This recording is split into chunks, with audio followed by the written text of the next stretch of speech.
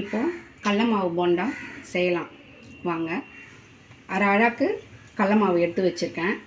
கொஞ்சம் புதுசாக இருக்கணும் கடல மாவு, அப்போ தான் நல்லாயிருக்கும் டேஸ்ட்டு. வேறு எதுவும் நம்ம ஸ்பெஷலாக இதில் ஆட் பண்ண போகிறதில்ல. அதனால் ஃப்ரெஷ்ஷாக பட்டாணி மாவுலாம் கலக்காது ஃப்ரெஷ்ஷான கடல மாவு. ஒரு பெரிய வெங்காயம்,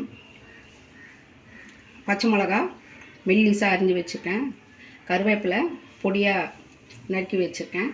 இது ஆப்ஷனல் தான். மிளகாத்தூள் போடுறது வெறும் மிளகாத்தூள் வேணும்னா போட்டுக்கோங்க, வேணாம் இல்லாட்டி உப்பு ஒண்டி போட்டு ஐட்டம் தான் இது. தண்ணி ஊற்றி கலக்கணும். இப்போ அடுப்பை பற்ற வச்சுக்கலாம்.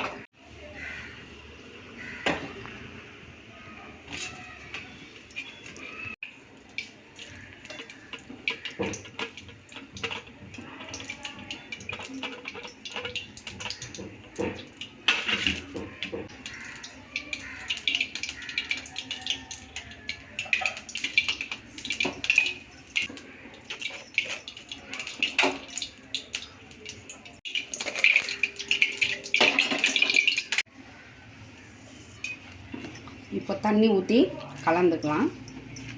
பார்த்து கட்டியாக தான் இருக்கணும் மாவு, அதுக்கு ரொம்பவும் இருக்கக்கூடாது. நான் காமிக்கிறேன் பாருங்கள்.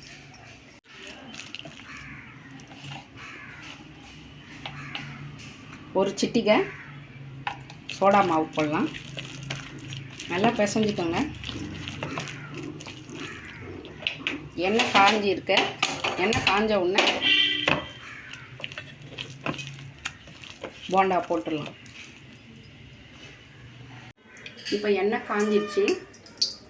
குட்டி குட்டியாக போடுங்க, இல்லை உங்களுக்கு வேணும்னா பெருசாக கூட போட்டுக்கலாம். குட்டியாக போட்டால் நல்லா உள்ளெல்லாம் வேகும்.